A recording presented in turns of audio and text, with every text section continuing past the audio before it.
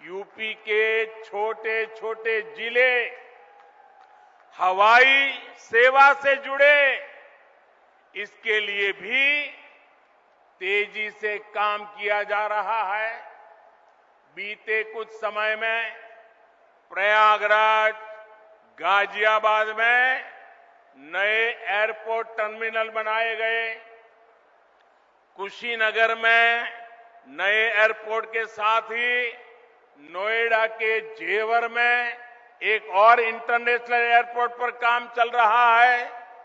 भविष्य में यूपी के कई और शहरों को वहां भी हवाई रूट से जोड़ने की कोशिश हो रही है। ऐसी सुविधाओं से पर्यटन उद्योग को भी बहुत बल मिलता है। और मैं जब आज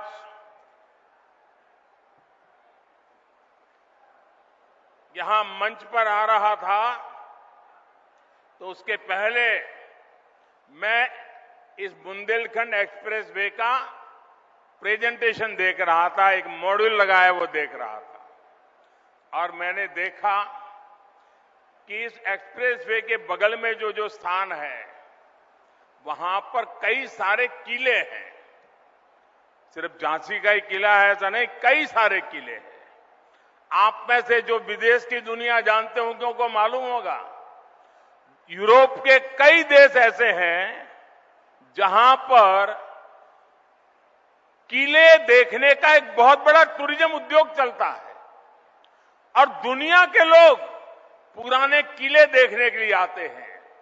आज बुंदेलखंड एक्सप्रेस वे बनने के बाद मैं योगी जी की सरकार को कहूंगा कि आप भी इन किलों को देखने के लिए एक शानदार टूरिज्म सर्किट बनाइए। दुनिया भर के टूरिस्ट यहां आए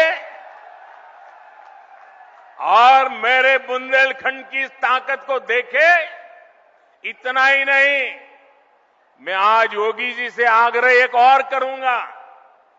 आप उत्तर प्रदेश के नौजवानों के लिए इस बार जब ठंड की सीजन शुरू हो जाए, मौसम ठंडी का शुरू हो जाए, तो किले चढ़ने की स्पर्धा आयोजित कीजिए और परंपरागत रास्ते से नहीं, कठिन से कठिन रास्ता तय कीजिए और नौजवान को बुलाइए। कौन जल्दी से जल्दी चढ़ता है, कौन किले पर सवार होता है, आप देखना उत्तर प्रदेश के हजारों नौजवान इस स्पर्धा में जुड़ने के लिए आ जाएंगे और उसके कारण बुंदेलखंड में लोग आएंगे, रात को मुकाम करेंगे, कुछ खर्चा करेंगे, रोजी रोटी के लिए बहुत बड़ी ताकत खड़ी हो जाएगी। साथियों, एक एक्सप्रेस वे कितने प्रकार के कामों को अवसर का जन्म दे देता है। साथियों, डबल इंजन की सरकार में आज यूपी जिस तरह आधुनिक हो रहा है, ये वाकई अभूतपूर्व है। जिस यूपी में, जरा याद रखना दोस्तों, मैं जो कह रहा हूं याद रखोगे? याद रखोगे? जरा हाथ ऊपर करके बताओ, याद रखोगे? पक्का याद रखोगे? बार बार लोगों को बताओगे?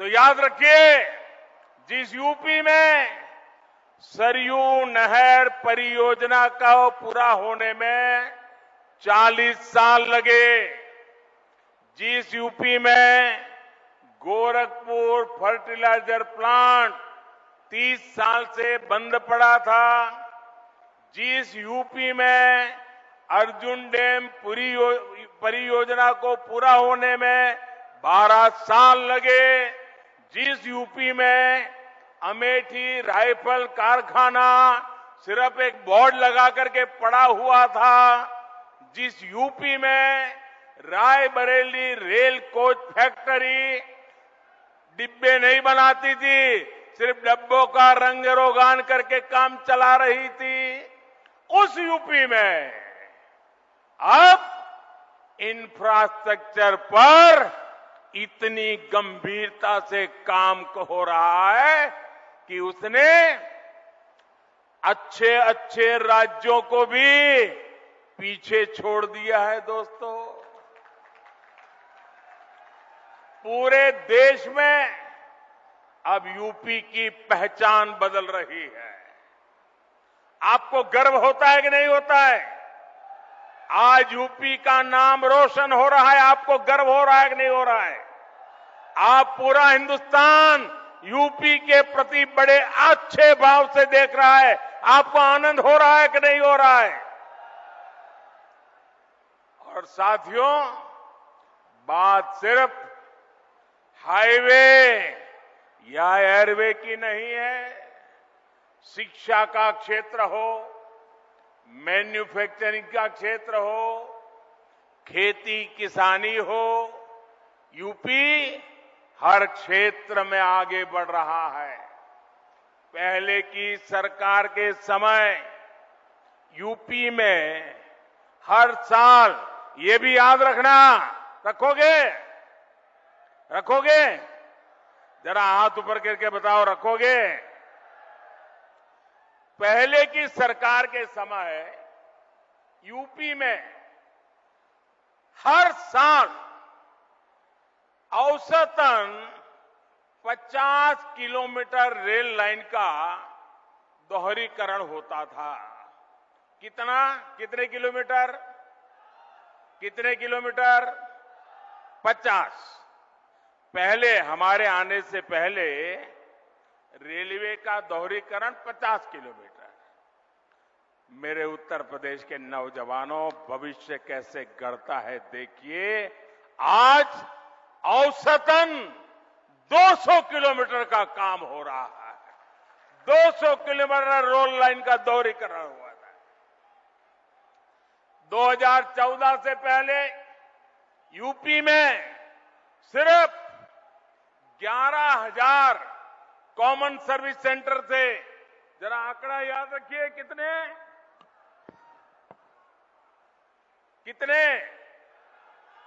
11,000। आज यूपी में 1,30,000 से ज्यादा कॉमन सर्विस सेंटर काम कर रहे हैं। ये आंकड़ा याद रखोगे? एक समय में यूपी में सिर्फ 12 मेडिकल कॉलेज हुआ करते थे। आंकड़ा याद रहा? कितने मेडिकल कॉलेज? जरा जोर से बताइए, कितने? 12 मेडिकल कॉलेज। आज यूपी में 35 से ज्यादा मेडिकल कॉलेज है और 14 नए मेडिकल कॉलेज पर काम चल रहा है। मतलब कहां 14 और कहां 50। भाई और बहनों, विकास की जिस धारा पर आज देश चल रहा है, उसके मूल में 2 प्रमुख पहलू हैं। एक है इरादा और दूसरा है मर्यादा। हम देश के वर्तमान के लिए नई सुविधाएं नहीं गढ़ रहे, बल्कि देश का भविष्य भी गढ़ रहे हैं। पीएम गति शक्ति नेशनल मास्टर प्लान के जरिए हम 21वीं सदी के इंफ्रास्ट्रक्चर के निर्माण में जुटे हैं।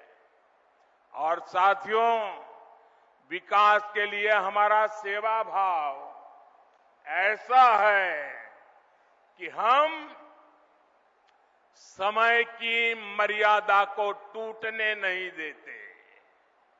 हम समय की मर्यादा का पालन कैसे करते हैं, इसके अनगिनत उदाहरण हमारे इसी उत्तर प्रदेश में है। काशी में विश्वनाथ धाम के सुंदरीकरण का काम हमारी सरकार ने शुरू किया और हमारी ही सरकार ने इसे पूरा करके दिखाया। गोरखपुर एम्स का शिलान्यास भी हमारी सरकार ने किया और उसका लोकार्पण भी इसी सरकार में हुआ। दिल्ली मेरठ एक्सप्रेसवे का शिलान्यास भी हमारी सरकार ने किया और उसका लोकार्पण भी हमारी सरकार में हुआ। बुंदेलखंड एक्सप्रेस भी इसी का उदाहरण है। इसका काम अगले साल फरवरी में पूरा होना था, लेकिन ये 7-8 महीने पहले ही सेवा के लिए तैयार है मेरे दोस्तों। और कोरोना की